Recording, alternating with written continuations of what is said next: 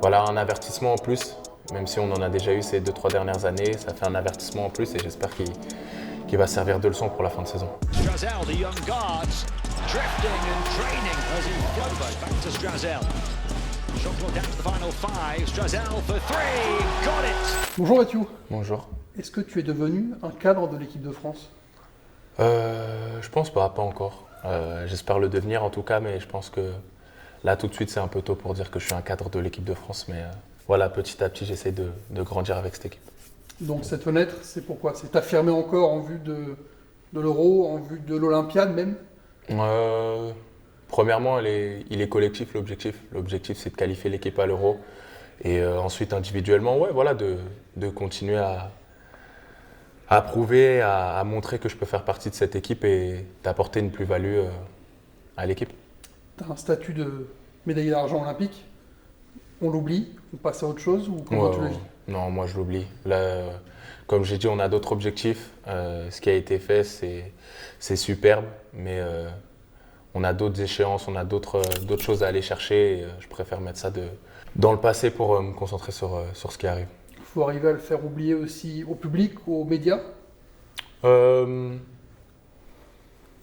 Ils peuvent continuer à en parler, ça me dérange pas, mais ouais, comme j'ai dit, moi de mon côté, j'essaie de me concentrer sur les tâches qu'on m'a données sur cette fenêtre. Le coach, tu l'as déjà eu en club, tu le retrouves en équipe de France. Est-ce que tu trouves que tu as un Freddy Fautou, ce qui a changé par rapport à ce que tu as vu depuis en club? Non, Freddy, toujours le même. J'avais un super souvenir de Lasvel avec qui au final j'étais très proche parce qu'il était assistant. Donc on avait cette relation où il me parlait, il m'expliquait beaucoup sa vision des choses et comment faire pour jouer un peu plus. Et non, aujourd'hui c'est toujours le même. Toujours très facile de communiquer avec lui et c'est vraiment un plus pour un joueur de pouvoir échanger avec son coach comme ça.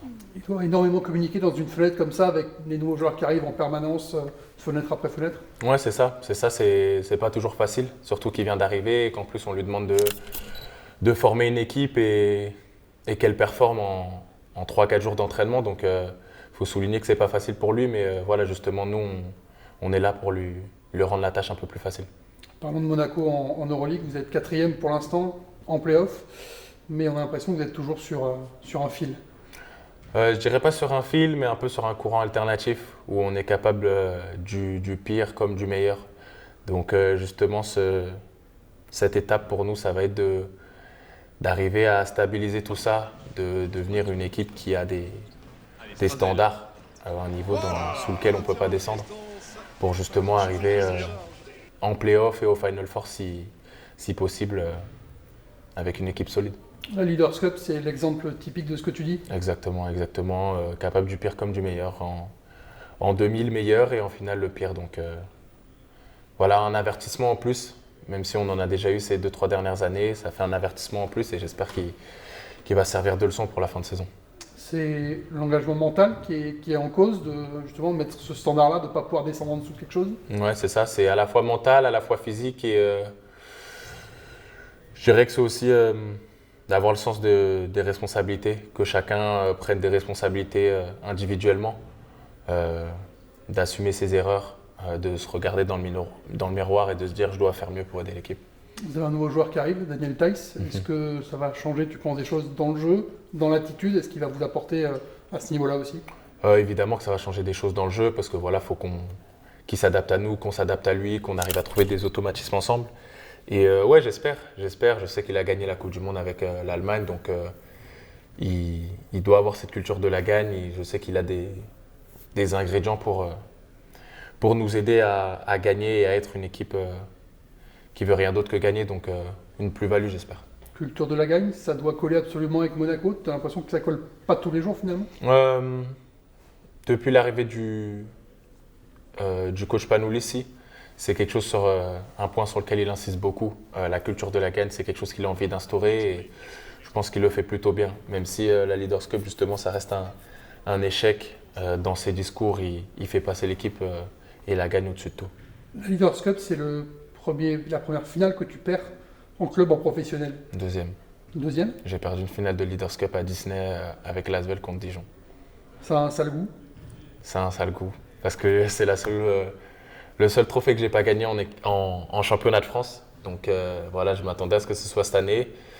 Mais je vais devoir patienter encore et essayer de faire en sorte que ça arrive l'année prochaine. Donc tu restes en France l'année prochaine pour gagner la Leaders Cup. Normalement, oui.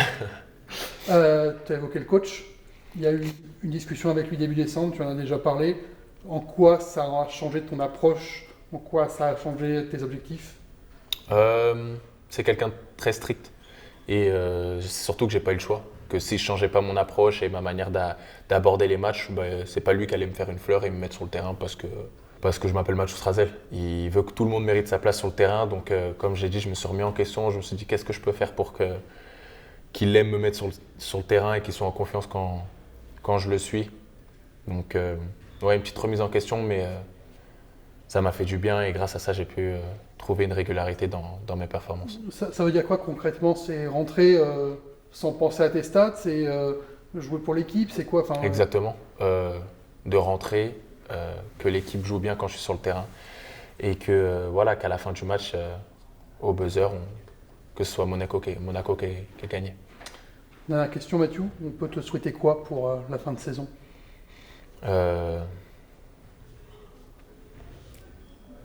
On peut me souhaiter déjà de qualifier l'équipe à l'Eurobasket dans les jours qui suivent et puis de continuer à remporter des titres tout en me développant individuellement. Final Four? Je l'espère. Coupe de France? Je l'espère. Championnat de France? Je l'espère. Merci Mathieu. Merci à vous.